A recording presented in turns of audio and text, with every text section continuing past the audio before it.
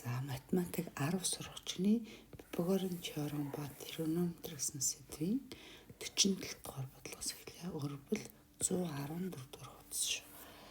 За 47 дугаар бодлого нь тэгшин сургуульчны катетууд дээр байгуулсан. За тэгшин зөвхт уралчин бүгд ингэ сонгоо авч. Тэгшин сургуульчны катетууд дээр байгуулсан тэдгээрээр талаа хийсэн квадратуудын хэлбэр. За тэгэхээр өөрөлдвөл катетууд дээр нь байгуулсан. Энэ өөрөлдвөл энэ катет байгаа шүү дээ. Катетууд дээр байгуулсан тэдгээрээр талаа хийсэн квадратуудын нийлбэр гинэ. За энэ талд нь би дахиад нэг юм нөгөө катет дээр нь квадрат байгуулж. За тэгээ энийг нь S1, энийг S2 гэж. За байгуулсан квадратын нийлбэр нь гипнуз. Гипнуз дээр талтай байгуулсан квадратын талбайтай тэнцүү гэж баталгана. Энийг нь S3 гэж. За тэгэхээр бид нарыг юу гэж хэлээд байгаа гэхээр S1 квадратын талбай дээр S2 квадратын талбайг нэмсэн чинь S3-тай тэнцвүүдийг батал гэж байна. За бид тэгшин сургууль юм шиг энэ катена энийг нь B гипнозыг нь C гэж. За тэгэхээр нэг талаас бүгдээр манай энэ өгөгдсөн энэ гурвалжин маань тэгшинстэй гурвалжуучаас Пифагорын теорем билээ шүү дээ. Тэгэхээр А-гийн квадратыг нэмэх нь B-гийн квадрат нь гипноз C-гийн квадраттай тэнцүү. Гэтэл манай энэ А талтай катетер байгуулсан квадратын талбай гэхээр А талтай квадрат учраас талбай нь А квадрат. Тэгэхээр манай энэ А квадрат чинь S1-ийн талбай. Нэмэх нь энэ маань B талтай квадраттэй B талтай квадрат. Тэгэхээр S2-ыг олно гэдэг чинь B гүрчгэн B буюу B квадрат. Энэ маань S2. Тэгээд C талтай квадрат гэхээр манай энэ S3-ын талбай бол C гүрчгэн C буюу S3 биш. За ингэ батлагдаж байна гэсэн үг. За 48 квадрат хэлбэртэй хоёр хэсэг газрын талын урт нь 100 ба 150 гинэ. Тэгэхээр эдгээртэй хэмж 100 квадрат хэлбэртэй газрын талыг бол. За квадрат хэлбэртэй хоёр хэсэг газар. За нэгдүгээрт нэг юм байгаа юм байна. Хоёрдугаарх нь нэг ийм квадрат байгаа юм байна. За талын урт нь 100 м, нөгөө талын урт нь 150 м. За эдгээртэй хэмж 100 гэхээр юу гэсэн? Хэмж 100 гэдэг юу гэсэн үг вэ гэхээр талбайгаараа тэнцүү гэсэн үг. Тэгэхээр би энийг нь S1, энийг нь S2 гэж. За тэгэхээр би энэ хоёр квадратын талбай нийлбэрийг олноо. За нэгдүгээрх маань 100 талтай квадрат учраас талбайг нь олъё гэвэл бүгдээрээ 100 гүрчгэн 100 буюу 10,000 м квадрат. Тэрэн дээр S2-ыг буюу 150 талтай квадрат юм чинь талбайг нь болохоор 150-ыг гүрчгэн 150. Нэгж нь болохоор метр квадрат баг шүү. За тэгэхээр энэ чи юу гэсэн юм бэ гэсэн чинь 10,000 дээр нэмэх нь энэ гэсэн. За тэгэхээр нэрийг би нэмэхээр 225. За нэмэхээр юу болох юм бэ гэсэн чинь 332,500 м квадрат. За тэгээд энэ хэрэгөө нэмчлээ. Тэгсэн чинь эдгээртэй хэмж 100 квадратын квадрат газрын талыг нь олгож байна. За тэгэхээр энэ хоёртой хэмж 100 чи энэ хоёрын талбайг нь нэмээд орвол энэ хоёрын талбай нийлбэртэй тэнцүү байдаг өөр нэг квадрат үүсгэж байгаа юм байна. Тэр квадратын талыг нь олгоно. За би талбайруудыг нэмсэн чинь манайх ийм болсон. Одоо тэгвэл манай нэг S3 гэж. Тэгэхээр S3 маань S1, S2-ын талбай нийлбэртэй тэнцүү буюу 32,500 м квадрат. Тэгэхээр би эндээс энэ маань А гүрчгэн А гэсэн үг тий. Тэгэхээр А квадратны нэм чинь А талаа олё гэхээр язгуудаар 32,500 гэсэн үг. За эндээс авах бүгд язгуур гаргах чи тий. Тэгэхээр энд ямар ч гэсэн 325-ыг гүрчгэн 100. За хоёрдугаарт 325 маань 25 хуваагдах байхгүй юу? Тэгэхээр 25-ыг гүрчгэн 13 гүрчгэн 100 гэдэг чи. За 25 13 мөн бистэй тий 12 13 тий. За тэгэхээр 25-аас язгуур 5 гарна. 100-аас язгуур 10 гарна, 13-аас гарахгүй учраас ингээ орхичин. Тэгэхээр манайх 50 язгуур 13 метр талтай квадрат байна. За 49. За 49 хоёрыг ингэж хувааж өгүүлбэр харахын тулд за 49 нь болохоор квадратын диагонал өрт нь А бол түүний талбай бол гэж. За бид нар ч яасан бэ гэсэн чинь А талтай А диагоналтай квадрат юм байна. А диагоналтай. За талуудын уртыг x хэсгэж квадрат юм чинь. Тэгээд талбайг нь олгосон. За тэгэхээр нэгдүгээр бүгдээрээ юуг болж болох вэ? А диагонал нь өгсөн юм чинь x талыг олохын тулд Пифагорт чинь тэгшинцтэй гурвалж байгаа учраас x талын квадратээр x талын квадратыг нэмсэн диагоналын квадратад тэнцв. Эндээс 2x квадрат маань a квадратад тэнцсэн байна.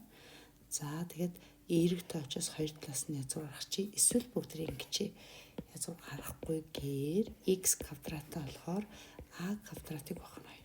Тэгээ угаасаа бүгдийг энэ квадратын талбай болсон ш. Квадратын талбай маань x талыг x талаар үргэлжлэхээр x квадратыг олгож байгаа гэсэн үг. Гэтэл x квадрат бүгдийг толцсон шүү дээ. Тэгэхээр квадратын талбай маань a квадратыг хуваах нь 2.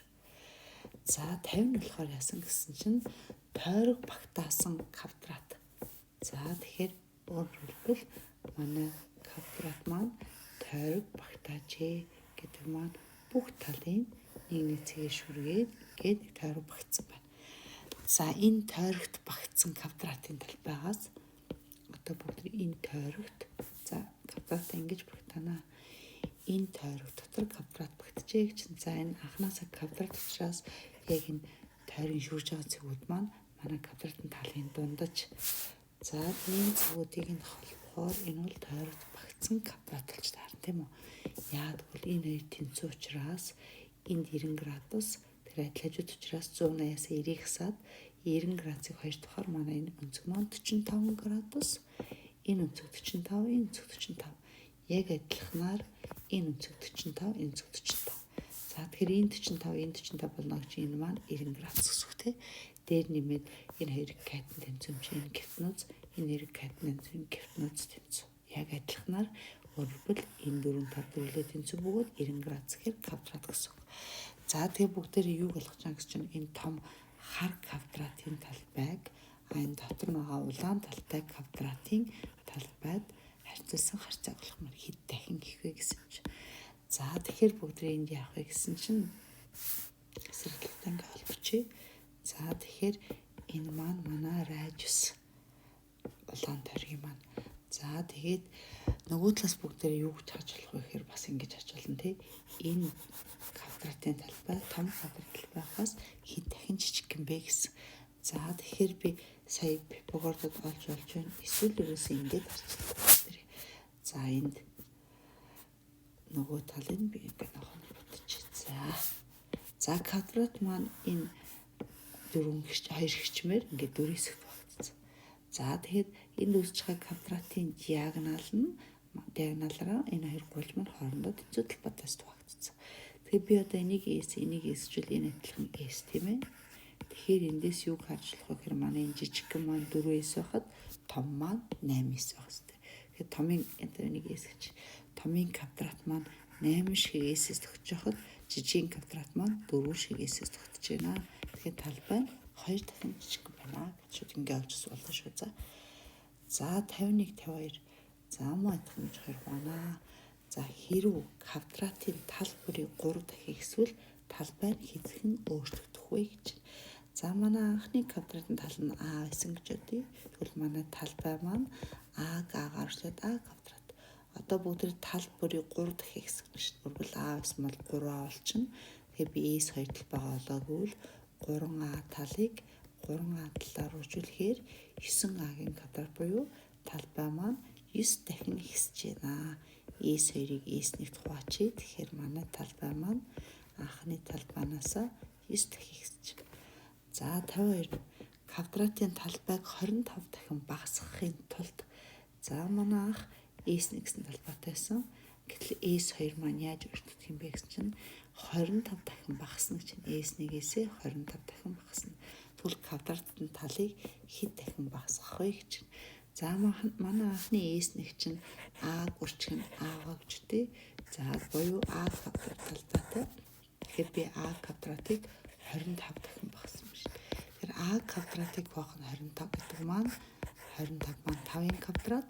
Тэгэхээр манай энэ маань А хуваах нь 5-ын квадрат юм байна гэсэн үг. Тэгэхээр энэ маань А хуваах нь 5-ыг А хуваах нь 5-аар үржүүлчихье. Тэгэхээр анх манай квадратын тал А байсан бол одоо манайх А хуваах нь 5 болно гэж нь манай талаа 5 дахин багасгах хэрэгтэй юм байна гэсэн үг юм тий. Өөрөөр анхны тал маань А байсан. Хоёр дахь квадратын тал маань А хуваах нь 5 болж байгаа юм шүү. Тэгэхээр энэ маань B2-ыг B1-т хуваахаар 5 гарч ийн. Тэгэхээр 5 дахин багасгах хэрэгтэй байна. За 53. За мөн ингээ 2 хуваачи. Хэрв тэгшин цогтын хоёр талын харьцаа 4-ийг харьцах нь 9 гинэ. За тэгшин цогтын хоёр тал нь 4-ийг харьцах нь 9 гэж нэг тал нь 4-ийг эсвэл нөгөө тал маань 9x юм байна. Тэгээд надад талбай нь 144 ч гэсэн гинэ. Талбай гэхээр бүгдээрээ урт өргөн хоёрыг үржүүлж олно. Энэ маань 144 өгсөн юм шүү. Тэгэхээр 36x квадрат маань 144 юм байна. 144 бүдэр 36 хувааж чадсан шүү дээ 4 тий. Эндээс x олсон чи x квадрат нь 4 гэхээр x нь 2. За би геометрийн бодлого олж очоод шууд нэмэхтэй гарна гэдэг x 2 гаргацсан. Хэрэг бүгдээ айл өөр дээр ийм тэгштэд очоод x нь нэмэх 2 гарна шүү. За одоо юу болох юм гэсэн чинь бүгдэрийг чинь тэгшин цогтын талуудыг олгосон. За нэгдүгээр тал маань 9x буюу 18 юм байна. 18 м нэг чинь хоёрдугаар тал маань 4x буюу 4-ийг 2-оор 8 м өргөнтэй байжээ. За 54. Тэгшин цогтын периметрийн 74 гинэ. За надад ингээд тэгшин төгсөн периметр маань бид нар 74 гээд өгсөн. Тэгээд бас талбай маань болохоор 3 м квадрат гэдэг өгсөн. Тэгшин цогтын талуудыг олоо гэж юм. За P1 гэж тавьчих хэрэггүй зүгээр л периметр шүү. За одоо периметр чи юу юм бэ гэсэн чинь нэг талын А нөгөө талын Б гэжвэл периметр бол хүрээний урт буюу AB2 талыг нэмээд 2 дахин авна. Талбай маань яаж гарсан бэ гэсэн чинь урт өргөн хоёрыг үржүүлээд гарсан. За эндээс бүгдээрээ талуудын уртыг олгож байгаа шүү дээ тий. За тэгэхээр дээрээс нь AB-ийг нэмээд 2 тухаар 74 юм чинь AB-ийг нийлбэр олъегвол 74 2 тухаар 37 юм байна. Гэтэл AB-ийг үржүүлэхээр 3 м квадрат гэж шүү. За тэгэхээр бүгдээ ижлэх нэг шилжүүлэхдээ яг манайх энэ дециметр юм чинь. Тэгэхээр 1 метрт маань 10 дециметр гэдэг тий. Тэгвэл 1 м квадратд 10-ыг 10-аар тэгэхээр 100 дециметр квадрат. Тэгэхээр 3 м квадрат маань 300 дециметр квадрат юм шүү. Тэгэхээр AB-ийн өрчим маань 300 дециметр квадрат. За одоо бүгдээ яах вэ гэсэн нэмэхээр 37 гардаг, үржүүлэхээр 300 гардаг AB-ийг олох гэж байна гэсэн үг тий. За тэгэхээр эндээс би витийн теоремоор тэгшэл зохио бодож болно. За эсвэл эндээсээ орлуулад тэгшэл зохиосон ч болно. А бол 37-оос Б юм байна. Тэгвэл энд байгаа А-гийн хооронд 37-оос Б-г орлууллаа. Үржих нь Б, тэнцүү 300. За эндээс 37 Б-гээс хасах нь Б квадратыг хаслаа. Энэ 300. За нэг нөгөө тишээ гаргахаар Б квадратаас хасах нь 37 Б нэмэх нь 300 тэнцүү тэг. За эндээс B1 олно. За B-ийн мөнгөцөнд хэсрэгээр аваад тэгээд 37-ын квадрат 4-ийг үржих нь А гэдэг нь B квадратын мөнгөцөнд жишээ 1 сул тоо маань 300. Хуваах нь 2-ийг үржих нь А1. За 37-гийн квадрат маань хэдрлээ гэхээр 1600-аас арай бага тоо тий. За одоо энэс бүгдээ 37-гийн квадрат нь 1369-өөс бүгдээ 1200 хасчих. 169 болж байна. Тэгэхээр язгуудаар 169 болно гэж бүгдээ язгуур гарахаар энэ бол 13 байна. Тэгэхээр маань нэгдүгээр тал маань энэ нэрийг нэмэхээр 50, хоёр дахаар 25 юм байна. B2 нь болохоор 37-оос 13-аас 24, хоёр дахаар 12 юм байна. За тэгэхээр энэ хоёрыг нэмэхээр 37 үржүүлэхээр 300 тий. За тэгэхээр одоо би B1 нь 25. B1 нь яг B1 гэсэн үг л тий. B нь 25 байхад А-га олно гэдэг маань нийлбэр нь 37 чинь 37-оос 25-аас 12. B2-12 бол А2 нь 30 дуслах 25. Тэгэхээр ер нь бол манай тэгшинслийн талууд маань 25 ба 12 байжээ. Тэгэхээр талуудаа олчлоо. За 55. Тэгшинцэгт параллелограмм 2 хоёул ижлэх нь талуудтай гинэ. За манай за энд мөн адилхан 2 болж. За бүгдээр нь чинь нэг юм тэгшинцэгт бас нэг параллелограмм 2 байгаа юм шүү. Тэгэхээр ижлэх нь талуудтай гэдэг чинь юу гэж байгаа гэхээр энэ B бол энэ талын урт А, энэ талын урт нь B гэсэн үг. За тэгээ параллелограммын тал байна. Тэгшинцлийн тал байна. Хагастай тэнцвэрч. Энийг би S1 энийг S2 гэж бол параллелограммын хурц өнцгийг олоорой гэж. За өрбөл манай параллелограммын тал бай. Тэгшинцлийн тал бай хагас гэж. S2 маань манай S1 тал бай хагаснаа. Тэгээд параллелограммын хурц өнцгийг ол гэж. За гэтэл бид нар S1 тэгшинцлийн талбай олохдоо яах вэ? А гурчин B гэж болдог. А параллелограммын талбай олохдоо яаж болдог вэ гэсэн чинь одоо яг 3 ингээ хуваачвал 2 гурвалжин гэсэн үг шүү дээ. Тэгэхээр 3-ын талбайг 2 дахь хавтаа тэнцүү буюу параллелограммын талбайг олохдоо А талыг нь B талаар нь үржүүлээд хооронд өнцгийг нь синусаар үржүүлдэг. За тэгсэн чинь энэ 2 дахь x шүү дээ. Өөрөөр хэлбэл S2 маань А гурчин B синус альфа маань тэгшинслийн тал А B-ийг үржүүлээд 2 дугаартай тэнцүү. За 2 дээр хоёулангийн А B хуваачаар эндээс синус альфа маань 2-1 гарч. Тэгэхээр синус 2-1-ийг хэдээр авдаг вэ гэхээр 30 градус дээр авдаг. За хурц өнцгийг нь олоо гэсэн байсан уу? За яагаад гэвэл синус 2-1-ийг бас 150 градус дээр авдаг байхгүй юу? Тэгэхээр 150 градус гэж бас хэлж болно. За гэхдээ хурц өнцөг гэсэн учраас 30 градус авахны. За 56 квадрат ромб 2 хэлээ ижлэхэн периметртэй гэдэг. За манай квадрат дөрвөн талын тэнцүү. Ромб ч бас яадаг вэ гэсэн чинь дөрвөн талын тэнцүү параллелограмм. Тэгэхээр энэ тал нь А, нөгөө тал нь А. Тэгвэл аль дүрс нь их талбайтай вэ гэж. За нэг би S1 энийг S2 гэж. За тэгэхээр манай S1 квадратын талбай маань А гурчин А буюу А квадрат. А S2 маань параллелограмм. Параллелограмм чинь ромб гэдэг ч юм уу адилхан параллелограмм гэсэн. Тэгэхээр параллелограммын талбайг олохдоо бүх талын тэнцвэл параллелограмм гэсэн. Тэгэхээр А талыг А талаар үржүүлээд хоорондоо синусаар үржүүлдэг. Тэгэхээр А квадратын үрчин синус альфа. Гэтэл манай энэ синус альфагийн утга маань ерөөсө хасах нэгээс нэгийн хооронд л байдаг. Хамгийн ихтэй 1. А нэгийг хэдээр авдаг яг 90 градус үед. Тэгэхээр 90 градус гэхээр квадрат болж штэ тий. Тэгэхээр энэ маань байнга нэгээс багтаа байна. Тэгэхээр А квадратыг нэгээс багтаагаар үржүүлээд байгаа учраас хамгийн ихтэй л 1 юм байна штэ. Тэгэхээр манай квадратын талбай нь их бахны. Энэ маань болохоор А квадратаас бага юм уу тэнцүү синус 1 хамгийн ихтэй л 1. За 57 дахь орлого дээр болохоор бүгдээрээ штэ. Ромбын өндөр нь 10 гинэ. За хурц өнцөг нь 30. За ромб гэдэг бол бүх тал нь тэнцүү параллелограмм. За бид нарт юу өгсөн гэсэн чинь хурц өнцөг нь 30 градус, ромбын өндөр нь 10 гэж. За ромбын өндөр гэж үгээр аль нэг оройгоос эсрэг тал руу буусан перпендикуляр. За энэ оройгоос буулгасан ч адилхан. За мөн энэ оройгоос эсрэг тал руу буулгана гэхээр ингээд мохон сүнс чамчин гадна л. Тэгэхээр бүгд адилхан. Аль ч оройгоос татсан өндөрт нь бүгд адилхан. За тэгвэл ромбын талбайг олно гэж. За тэгэхэд ромбын өндөр нь энэ маань 10 см урттай. За тэгсэн ч одоо бүгдээр нь яасан гэсэн чи энд тэгшинцэд гурвалж өссөн багс. Тэгэхээр тэгшинц гурвалжин дээр 30 градус үл яадаг вүлээ гэхээр 30 градусын эсрэг орж байгаа катет нь дандаа гипноцийн хагас байдаг. За тэгэхээр энэ чи бид нэг сануулчих.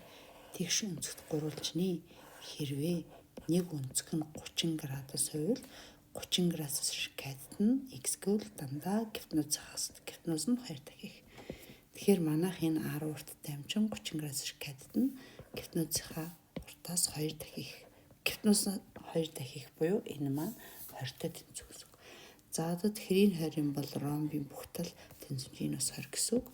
За тэгэхээр ромбын талбайг олдог бас нэг яаж олж болох вэ гэхээр ромб чи ингээд яг л 2 тэнцүү гурвалжинд хуваагдчихна шүү дээ. Тэгэхээр нэг гуршин талбайг бол хоёроор үржүүлж байгаа буюу гуршин талбай болохдоо бүгдээ суурийг өндөр үржүүлж хоёр туудаг бол ромб дээр суурийг өндөрөөр үржүүлээд болох нь байна. Тэгэхээр манай ромбын суур буюу тал нь 20, тийшээ бас өндөр нь 10 чинь манай ромбын талбай нь 200 юм биш. За 58 ромбын өндөр нь 12 гэж. За адилхан байна чи ромб зурч. За ромб бүх тал нь тэнцүү палграм гэдэг шүү дээ. Тэгээ ромбын өндөр нь 12. За энэ ороогоос эсрэг тал руу буусан перпендикуляр. Энэ маань ромбын өндөр. Бага диагонал нь 13 урттай гинэ. Бага диагонал нь 13 см урттай. Ромбын их диагонал гэж энийг хэлнэ. За тэгвэл ромбын талбайг олоо гэж. За тэгэхээр бүгдээ энэ болохоор ингээ. Энийг x гэж. За тэгээд эндээс бид нар юу болж энийг y гэдэг тэмдэглэж. Тэгэхээр ромбын бүх талууд тэнцвэрчнүүд x-тэй нэмэх нэг гэсэн үг шүү дээ. Тэгэхээр хамгийн эхлээд бүгдээ энд яах вэ гэхээр x олноо. За тэгэхээр эндээс энэ ногоон гурвалжин дээр энэ 90 градусаас Пифагор доод 12 катийн квадрат дээр x катийн квадратын нэмсэн гифтнуз 13-ын квадрат. Эндээс x квадратаа болохоор 13-ын квадратаас нь 12-ын квадрат. Эндээс x квадратын 169-с 144-өөс 25 болоод x нь 25-тай тэнцвэр байна гэсэн үг. За одоо тэгээ бүгдэнд чинь юу хэрэгтэй вэ гэсэн чинь ромбын талбайг олохын тулд ер нь бол нэг энэ гурван талбай болж болно гэсэн үг тийм. За нөгөө талаас бүгдээ яах вэ гэхээр энэ гурван дээрс Пифагорууд y олж болно. Эсвэл ер нь би ингэж x y гэж яхаа оронд бай шүү дээ. Ромбын талыг энэ талыг нь а хурдтай гэж. Тэгвэл манай эн чинь бас а хурдтай хөстэй шүү дээ. Тэгэхээр энэ маань а-гаас асах нь x. За тэгэхээр дээдлийн гурван дээр муу адилхан Пифагорд чи x олцсон шүү дээ тий. Тэгэхээр одоо энэ дээдлийн цагаан гурван дээр Пифагордоор энэ катет. За тэгэхээр гифтнуз шүү а гифтнузын квадрат бол а-гаас нь x гэсэн чинь би x 25-д болсон шүү дээ. Нэмэх нь 12-ын квадрат гээд эндээсээ а талаа олж. Тэгэхээр эндээс а квадратын 107 томьёогоор задвал а квадратаас нь энэ үржүүлээд энэ хоёроо үржүүллээ. 25-ын квадрат 625, 12-ын квадрат 144. За энээр устдаад хасах 50а-гаа тэнцвэрийн хойдолд гаргалаад нэмэх 50а. За одоо бүгдээ 625 дээрээ 144-ийг нэмэхээр байна шүү дээ. 779. За 625 дээрээ 144-ийг нэмэхээр 769. Тэр ингээ алтгана шүү 69. За эндээс а талаа болохоор бүгдээрээ 769 50 байна. Тэгэхээр манай а тал маань 15 138 гарч байгаа. За тэгэхээр одоо эндээс бүгдээ яах юм гэсэн чинь юу болно? Би энд алдсан биш үү да. X квадрат нь 25 гэснээр яасан байх нь x маань язгуур хамар тавьсан биш 5. Тэгэхээр энэ маань 25 биш 5 болж таарнаа. Тэгэхээр манай энд энэ хоёр маань өөрчлөгдөх юм байна. Ер нь ингэ өөрчлөгдөх юм биш. А квадратаас асах нь 10а нэмэх нь 25. За энэ устдаад нэмэх 10а тэнцүү энийг нэмэхээр 169. 169-ийг 15 10 дахаар 16.9. За сыг алтгах гэжсэн байх шүү. За эндээс би одоо талбайг олно гэхээр ромбын талбайг олохдоо энэ а талаа мэдсэн шүү дээ. А талыг тийшээ бос өндөр үржүүлэл олчихно. Тэгэхээр а урчин тийшээ бос өндөр нь 12. Тэгэхээр 16.9-ийг урчих нь 12-оо гэсэн үг.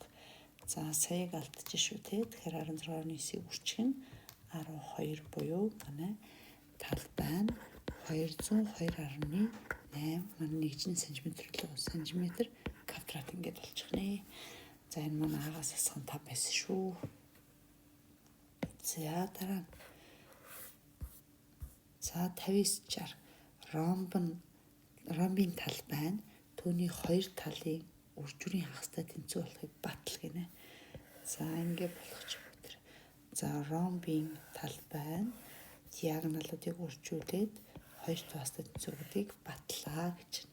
За нэгдүгээр диагонал нь энэ, нөгөө диагонал нь энэ. За би одоо яах вэ гэж нэгдүгээр диагоналын диагонал 1, нөгөө диагоналын диагонал 2 гэж. Тэгээд энийг А, Б, С, Д гэж нэрлэж. За яасан гэж манайх чинь ромб чинь бүх тал нь тэнцүү параллелограмм шүү. За тэгээд диагоналууд нь харилцан бүрхэмлэр гэдэг те. Энийг нь А гэж нэрлэж. За тэгэхээр би эндээс ромб буюу энэ дөрвөн цэгнэл баг болохдоо би хоёр ширхэг гурвалж байгаа ш тэнцүү гурвалж байгаа. Тэгэхээр би А, Б, С гуршин талбайг болвол хоёр орчуулж. За А, Б, С гуршин талбайг болохоор яаж болох юм гэсэн чинь ерөөсөө би энэ гуршин талбайг болвол хоёр орчуулж. За энэ гуршин талбайг болохдоо бүгдээр яаж болох вэ гэсэн чинь суурийг тийшээ буусан өндөр хөрчлөө хоёр туан тийм үү? Орбол бүгдээрээ А, С-г Б, А-гоор хөрчлөөд хоёр туанаа. За тэнгууд энэ хоёр хураагдчихнаа. А, С чи юу юм гэж манай диагонал нэг нь. За Б, О нь юу юм гэж манай энэ бүтэн диагонал хоёрын хагас гэсэн үг. Тэгэхээр Б, О нь диагонал хоёрын хагас гэсэн үг. Тэгэхээр эндээс диагонал 1-ийг диагонал 2-лээд 2 тугана. Тэгэхээр ромбын талбай болохдоо бүгдээрээ 2 диагоналыг үржүүлээд 2 тугааж болдог баг. Нэгдийг батлаа. Томьёо гаргалаа гэсэн үг юм байна. За 60 ромбын 2 диагоналын харьцаа нь энэ гинэ. Тэгэхээр манай ромбын 1 диагонал 1x байхад 2 дугаар диагонал нь 2x гэсэн үг юм байна. Харьцаа 1 2 гэх. Тэгэхээр ромбын талбай нь бидэрт 12 гэдэг өгсөн бол ромбын талыг болгосон байна. Тэгвэл яг санийхаа олсон томьёогоор манай талбай чи яаж болдог гэсэн диагонал 1-ийг диагонал 2-өөслөд 2 дугаар гарна. Тэгэхээр манай талбай 12 гэдэг өгсөн. Диагонал 1 маань x, диагонал 2 маань 2x. Тэгээ 2 тааж. Тэгэхээр хоёрууд нь хураагдахаар x квадрат нь 12 юм биш. Тэгэхээр эндээс манай x маань язгуудар 12 юм биш. За гэтэл ромбын юу болох гэсэн. Ромбын талыг болох гэсэн. За бүгдээрээ ромбын диагоналуудаа мэдсэн, талбайг нь мэдж байгаа. Тэгээ ромбын талыг болгоно. За одоо яасан гэсэн чинь бүгдээрээ x мэдсэн диагонал 1, диагонал 2 мэдж байгаа шүү дээ. За ингээд гүцэж чинь А, Б, С, Д. За бүгдээр хаанаас ромбын талыг болох юм гэсэн чинь энэ гурвалжнаас болдог тий. Энэ тэгшин дуу гурвалж. Энэ юу юм гэсэн чинь диагонал 2-ын хагас. Энэ А, С чи юу юм гэсэн чинь диагонал 1-ийн хагас гэсэн үг шүү дээ. Тэгэл Пифагордол болчихно. Манай диагонал 2 чи хэдийн гэж 2x гэсэн. Диагонал 1 маань хэдийн гэсэн чинь 1x гэсэн. Тэгэхээр 2x гэдэг маань 2-ын хүчин язгуудар 2, x гэдэг маань язгуудар 12 шүү. 12. За одоо эндээс энэ 12-удаас янзлчих да. За энд чи диагонал 2 маань 2-ын хүчин язгуудар 12 чинь 4-ийн хүчин 3. 4-өөс язгуудар 2 гарч штэ. Тэгэхээр 4 язгуудар 3. За диагонал 1 маань язгуудар 12 буюу 4-ийн хүчин 3. 4-өөс маань 2 гарчна. За одоо энэ бүгдээр ногоон гурвалжин дээр сайхан Пифагордч штэ. Тэгэхээр манай А талын квадрат гэдэг бол диагонал 2-ын хагасынхын квадрат дээр диагонал 1-ийн хагасынхын квадратыг нэмнэ гэсэн үг. Тэгэхээр диагонал 2 маань 4 язгуудар 3. Тэрний хагас. За диагонал 1 гэдэг маань 2 язгуудар 3 түүний хагас гэсэн үг. Тэгэхээр эндээс одоо яах юм гэсэн чинь энэ хоёр маань хураагдаад за энэ доороос уншия. За А-гийн квадратын цүү 2 язгуудар 3-ын квадрат болоод диагонал 1-ийн хагасын нэрийг хурaalаа язгуудар 3-ын квадрат. Тэгэхээр эндээс 2-ын квадрат 4, язгуудар 3 маань 3, язгуудар 3-ын квадрат 3. 12 дээр 3-ыг нэмэхээр 15 болоод манай А тал маань язгуурын дор 15 гарах нь шүү. Тэгэхээр манай ромбын тал маань язгуудар 15 байжээ.